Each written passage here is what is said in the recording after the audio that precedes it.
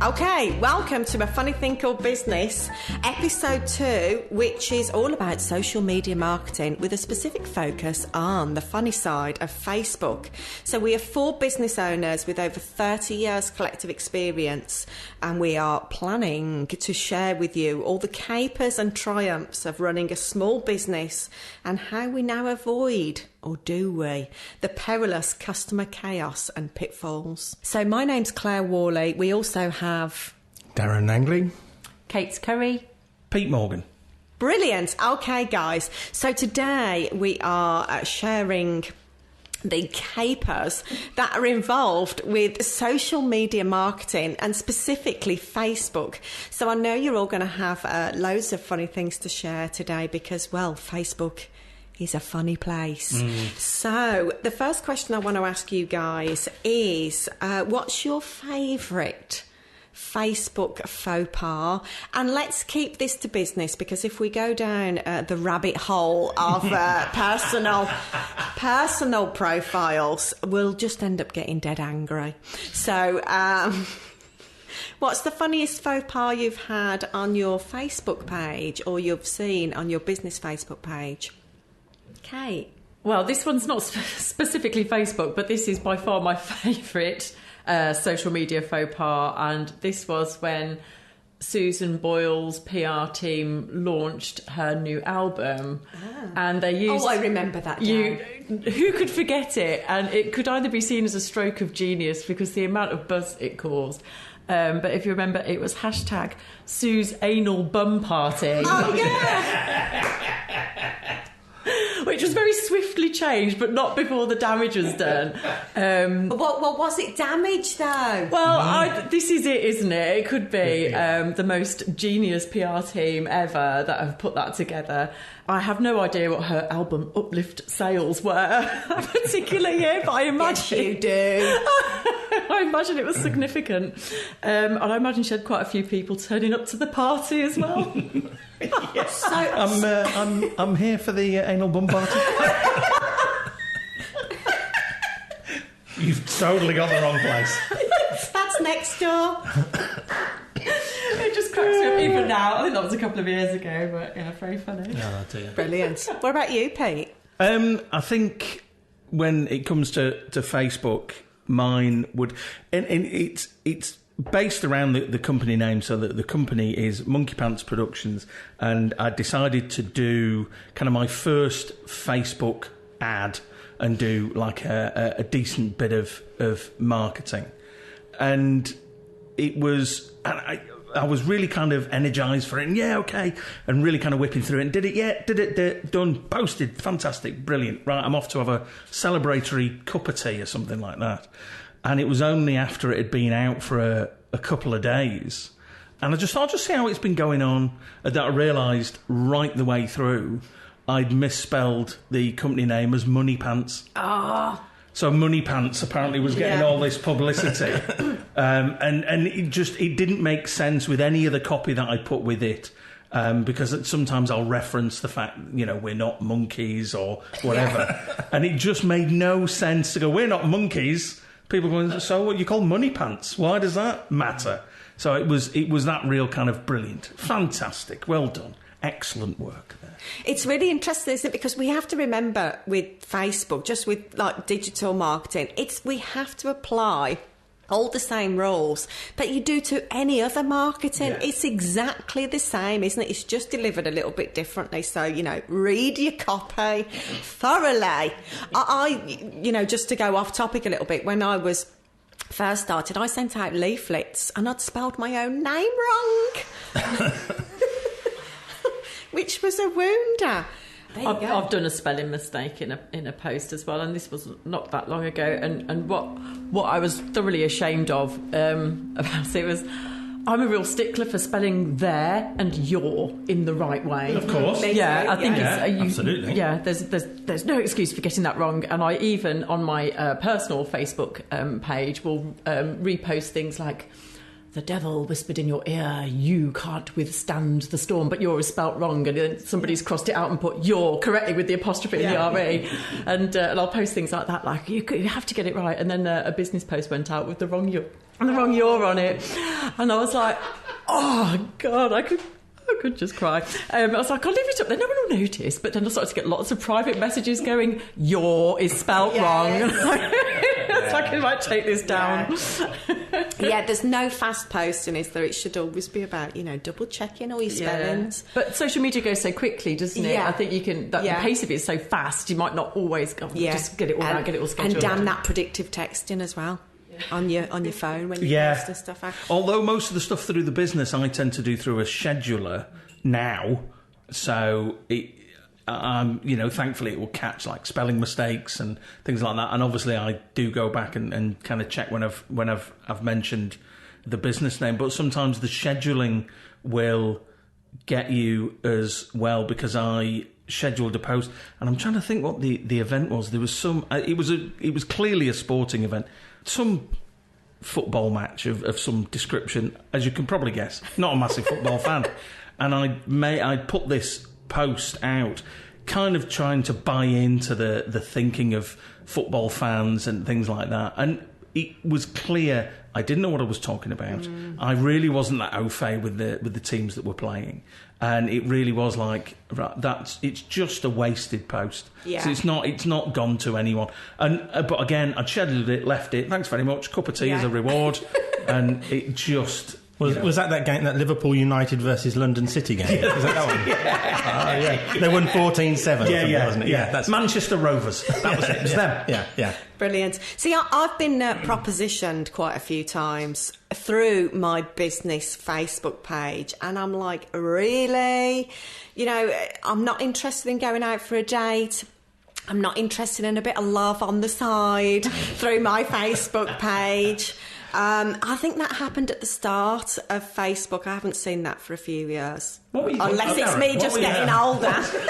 What were you posting? Well, that's it. It was nothing remotely that I deserved to get a proposition for, but that's happened via LinkedIn as well, so I won't just put that down to Facebook. Has that happened to you, Darren? That's never happened to me. No, I'm obviously not posting the right content. But I think the most ironic thing that I find about Facebook in general, does anyone remember MySpace? Good old MySpace. Whatever happened to Tom, eh? He was everyone's friend. He made a lot of money and went off into the sunset, didn't he? Good on him. But when MySpace was bought by News Corporation, Rupert Murdoch and all of that, everyone was like, oh, this is now too corporate, we've got to get out of here, we don't want like all these corporate people owning our social network. So everyone migrated off and went off to Facebook. And now Facebook is probably like just one of the biggest corporations in the world and spying on everything that you do. But it's kind of, no one really minds, do they, really? No, well, don't seem to. I mean, I really don't mind. I don't like, we said in the meeting that we've just had, we've agreed to the terms and conditions. Yeah. And, I'm always aware what I post on it from a business point of view, because I know that there's some social media trainers that will tell you, put yourself out there, put your life on there, let people know who you are as a person. So I'll mention the fact that we've got dogs, because I think they're incredibly relatable, and that always makes a good connection. But I never kind of go, my wife and I, this is what my wife does, this is what she earns on a yearly basis. You just don't post that level of detail. I know, there's been quite a few stories in the media recently about high-profile celebrities who have gone on holiday and posted, here we are on our lovely yacht, and of course they've been broken into. Yeah. So, I mean, that's quite a big faux pas, isn't it? There was that Liverpool United player who did that, didn't they? Yeah. So you've got to be careful around that. So, guys, what do you wish you had known when you started out using Facebook for your business? I think for me, and from a business perspective, it's you kind of think Facebook is this pill that you post loads of content on there, and suddenly there'll be loads of business coming in, and you kind of put yourself, I think, under a lot of pressure to continually post stuff and think of new content. But really, the golden rule for me about Facebook, when it comes to the organic posting of business posts, it's not to have that pressure. If you can do it, if you've got the time to do it, the resource to do it, then great, do it. But if you haven't, then don't worry about it. Yeah. And because there's nothing worse than starting to do posts on any social media platform and then stopping, and then like 3 years later, someone looks back at your social feed and it says the last post was 3 years ago, and then they're thinking, oh, are they even still going anymore, or are they given up? It's better just to have nothing than have that. Whereas I think the other side of things like Facebook, like the advertising side of it, that's really where you should focus your kind of more of your attention really from a business perspective. The organic stuff is great for building brands, building connections, but doing business, trackable, strategic business, it's all through that the advertising side of it. Have we all used Facebook ads? Have we all done? I have recently, just started. Not a Facebook ad, but I do remember getting, when they send you these little prompts going, why don't you boost your post? And you could reach 2 million people for £11.15. I like the way it's got that very British voice. That's how I read advertising, in that voice. Anyway, it worked anyway, because I was like, let's give it a go and see what happens. And I thought I'd done it right, selected the sort of target audience and the general geographical areas and that kind of stuff. And then I sort of pressed go and I sat back to wait for the page likes to come rolling in. And then I was like, oh, you've had a page like, oh, I wonder who this could be. And it was like some random person in Venezuela or something like that. I was like, that wasn't what I asked for. So I think from that, what I took from that is, you do have to be really specific and take the time to really understand what it is that you want it to do, and don't just randomly click boost, because you're not going to get what you want from that. The boost post button is fantastic. I mean, for Facebook, because they just make a fortune out of that. They must do, isn't it? Click on that. Oh, it's easy money, but it's, I think I wish I'd have known that it wasn't going to be free for business. They always used to have on the sign-up page, this will always be free. Yeah. But it's not for business. And I think it's really important for business owners to know that it is not free for business under any circumstances. If you want to make money from it, then you have to put money in the slot for it to work. Yeah, I did a... Unless I'm wrong. No, I think you're absolutely right. Because it obviously doesn't cost you to set up the page. You can start your page and you can post. But it's... if you decide you want to go into, really promoting and go into a Facebook ad, then you do have to... Because I did it with... I think I was launching I'd newly done the website, so I launched the website and decided I'd do a Facebook ad for it. And I got loads of messages from, again, people in Venezuela, seemingly, saying, clearly you're a bot. Clearly this is... And, of course... you kind of reply going, well, I'm not a bot. It's a new website. But I clicked the I'm not a robot button and it worked. So it's obviously... But what got me is it became a fruitless exercise, because as much as you were insisting, I am not a bot, they were convinced that you were, and the software was just really good. The AI was just really good at generating responses to what they were saying. So in the end, it was like, well, fine. Clearly, I'm a robot then. Beep, beep, boop. I don't feel that. What do you want? So what's something you've failed at? And that's a horrible word to use, but what's something you've failed at on Facebook, do you think, over the years? I think I've failed to push the who my target market is on it, definitely, and I think I'm guilty for probably having my focus elsewhere with social media and just let Facebook run in the background and every now and then. But I do post across all my platforms, and then I'll get a few likes on Facebook, like, oh, brilliant, seems to be working. Until you look at who the likes are from, like, oh, one of them was me mum. Thanks, Mum. I know, thank you, but I'm not sure if you're quite my target audience, really. And it's things like that. So that's part of where I don't know if I'd call it a fail. It's just not utilising it to its most effective level. I think I've definitely failed at ads. And, having just been in our lovely meeting where someone came along and, shared with us all about how to get the most out of Facebook ads. I've run an ad over Christmas. Right. That did nothing. Bad timing. I thought it would be a good time, when people are scrolling through. But if you're anything like me, I like to completely switch off. I've had no social media for, 2.5 weeks. And hopefully other people haven't either. But it's all a learning, isn't it? Yeah. It didn't work, but... Because mine was Facebook Live, because I got into this thing of, I should do Facebook Live and kind of do tips and advice, and, you know, if I look... And then you repurpose the clips of the video onto your other platforms, and it kind of works, but there comes a point with podcasting, with what I do as a business, that you either going to get too technical, or you're starting to give away the farm, really. Yeah. So I'd kind of done 2 or 3 series of Facebook Lives, and I think in some ways the demoralising thing was... Because does anyone watch any Facebook Lives of anybody else? Not necessarily from a business point of view. They seem to have died down a little bit. I started watching this woman who basically sold pearls online. Right. And Why were you watching that? This is the thing. So the Facebook Live was just her boxing up your pearls and talking about the orders, but there was 20,000 people watching this Facebook Live, because it became just like a nice community and just chatting away and just, you know, being all... And I was thinking, oh, my God, that's... OK, well, I'll start a Facebook Live. I'm bound to get, you know, a decent set of numbers. And genuinely, I think almost all of my Facebook Lives, absolutely zip. Maybe 5 people would tune into this half hour that I did. Now, to be fair, she was doing Facebook Lives of about 4 hours. But boxing up pearls. But genuine. Yeah. But it was interesting. She was there and she was kind of talking to her husband, who was in the background, and he became kind of a character in the. Right. It was almost like a Gogglebox type of situation where you were just watching someone living their life, but they were talking to you as well, and you were commenting, and you know, as well.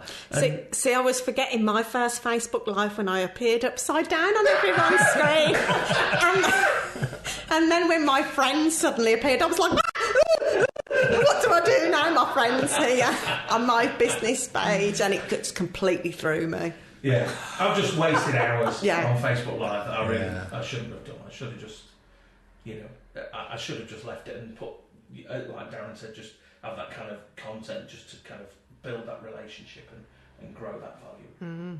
So, Darren, let's talk about your failures. I don't have any failures. Of course you don't. John. There we go. He's like the Mary. No, I think with Facebook, the only failure is, you know, you vote for the wrong things thanks to Cambridge Analytica, really. That's probably about as...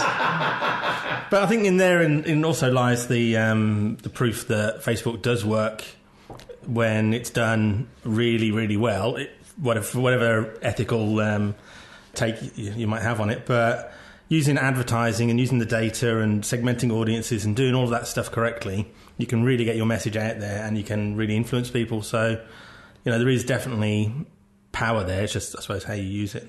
The old adage of, you know, with great power comes great responsibility. Yeah, it's like what we said, didn't we, about, you know, it is another marketing tool, and you don't just throw a load of money at it and hope that Facebook does all the work for you, which is, I think, where I've been before. Oh, I'll put money behind this and Facebook will do the rest. Yeah. That works well for Facebook. Works. Yeah, that's what Facebook want you to do, but really to get the most out of it, it's about having a strategy. Yeah. Same as everything, same as branding, same as websites, same as the business in general, and everything is strategic. Yeah. So, what should I have asked you today about Facebook that I didn't, or what do you really want to say about Facebook? I'm not a fan. Really? No, I mean it's Facebook. Facebook is great for business when you do the things we've said, you know, the advertising side of it. But from a personal level, you know, I do think it can zap your time, like you said with the Facebook Live stuff. So I mean, I've taken Facebook off my phone, the app, and I'll only use it if I'm in the mood to look up old friends or whatever from a personal perspective. But do you think that personal perspective on it has affected how you approach it from a business point of view? Oh, that's a good question. That is a good question, isn't it? Not really, because I know that the audience is still there. And in reality, you know, a lot of people use it. It's all horses for courses, isn't it? Yeah. I mean, and there's so many different social media platforms. There's going to be one for everybody, really. So it's kind of a case of being everywhere, wherever possible. You know, I think the people who the audience is there. If you use it right and if you're strategic about it, you'll get the results from a business perspective. But not everyone's going to be there. So for those people like me who are kind of turning off a little bit from Facebook, maybe you'll catch me more on LinkedIn or something like that. And so it is kind of just a case of being... I agree. I think, I mean, I find this quite difficult to say, but I've definitely got a love-hate relationship with Facebook. You know, like Darren, I've taken the app off my phone. I only look at Facebook on my laptop, and when I am seriously sitting down to do some proper work on Facebook, will I use it? And, you know, as a business coach, I know it's great for some businesses, but, you know, have the strategy behind it.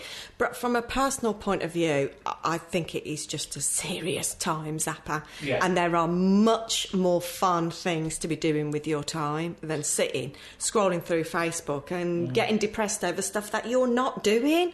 Scrolling through Instagram. You're right, that's a much better... There's another roast dinner. Another dog. There's a chicken dinner that I'll never cook.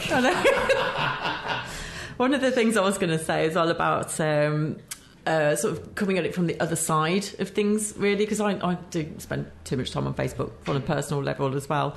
But when the sponsored ads come up and you start to see the sort of person that they think you are... Oh my God, I've never noticed that. No, well, look, go on next time and have a look at the sponsored ads, and it paints a real weird picture. Hey, who do they think you are? Incontinence knickers and support tights.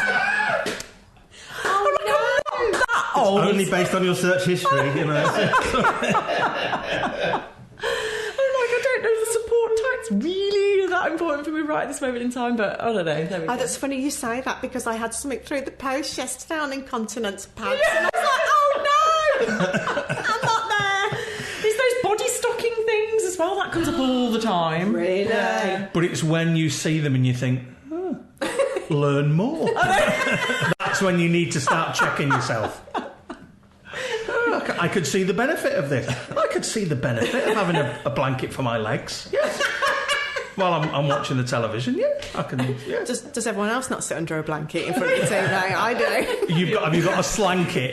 One of those blankets with sleeves? No, but let's not talk about it. Facebook might put it in my feed. Exactly. Yeah. Well, the microphone could be listening. Exactly. One of those things that we were finding earlier is when Matt and I were walking around Oxford for a few days, having a bit of quiet family time, and he was going, "Oh, my ankle really hurts," and sounds like great family time. I know. Yeah, he has a weak ankle. I told him to man up a little bit, but then his Facebook feed came up with an advert for some ankle support device, and he was like, "Oh, that's a bit weird how it knew." Yeah, but I don't mind that, because surely that's what that's a good thing. Well, it depends what you're talking about, doesn't it? Well, exactly. I mean, because my sister wanted to look into that very thing of is your phone listening? Is it? So started talking with her husband about angling and coarse fishing, and they'd never been fishing, never been interested in it, never done it. But just for a couple of days, talked about angling and how they might think about getting into angling, and maybe we could go up to a pool and you could do some fishing there. And lo and behold, in their Facebook feed, angling ads, and I was like, great, the system works. Like I've said already, we've signed up for this. How can we? I'm not sure we've signed up for people listening, the conglomerates listening on our. Did you not read the terms and conditions? And don't tell me you just clicked accept. Exactly. Clause 314 B. Because it'll all be in there. We will listen in on all conversation. Because that's the thing with Alexa, isn't it? Of people go, yeah, but Alexa only listens when I say Alexa. When she needs to. And it's like, no. It's not a she. This machine is always listening, getting ready for you to say the word Alexa. That's it. Always listening. Yeah. No one listens to me in my house, including Alexa. But Alexa, turn it down. Turn it down, Alexa. Oh, I've got to do it myself. Can't understand a word I say. There is a reason, I'm sure, why Mark Zuckerberg has a bit of tape over his microphone. I have taken that. Does he? He has over his webcam. And his webcam, yeah. I have the same. On my desktop, I have a little sticker over my camera. And the microphone slot as well. I will now. Okay. So what are you taking away from our conversation today? Be careful what you talk about. I don't think we know Kate as well as we thought. Honestly, when I take this body stocking off later, it all just comes out. You look like a different woman. I think it's just, if you're going to use Facebook from a business point of view, like Darren said, it's not the quick thing. It's not the, right, I've got 20 minutes, let me do my Facebook marketing. It's a considered process that needs a strategy, Sorry, Darren, I've just stolen your point there. That's exactly what I was going to say. Yeah, otherwise you're feeding Mark Zuckerberg's pockets. Yeah. And to be fair, he is struggling. Yeah. He needs all the help he can get. Yeah, well, I think that I suppose what I'm taking away from it is that to make Facebook work for you as a business tool, you just need to have that end point in mind. So how can you know where you're going with it if you don't have that goal in mind, and how are you going to track whether or not what you're doing is working and is it successful? And so I'm going to definitely try and incorporate more strategy to my Facebook advertising. The other thing about that is that if you've got a strategy and you understand it and you know what you're doing, then you'll probably be more confident about putting more budget into it, and it's budget at the end of the day that's going to get you the results as much as anything. So clicking boost and thinking I'll stick 20 quid in or something, it's going to go nowhere, or 50 quid or whatever. But if you've got a real strategy behind it that you're confident about, then you're going to invest in that. Something that should be invested in. You've just got to, it's like all or nothing really, isn't it? You've got to really go for it, otherwise just dabbling isn't going to have any effect. Yeah, I think there's a real disparity for people who are over 40 on Facebook and under 40 on Facebook. We're kind of just like, we'll throw this at it and see if it works. Whereas, under it's, really considered, working out the objectives and thinking it all through. And it's like, if any over 40s are listening, then it's, you wouldn't send out a letter to your, database in just 20 minutes, would you? No. Well, thanks for all your input. For those listening, we're on iTunes, Spotify and Stitcher. We would love it if you would rate and review us in, Facebook fashion. Thanks for listening.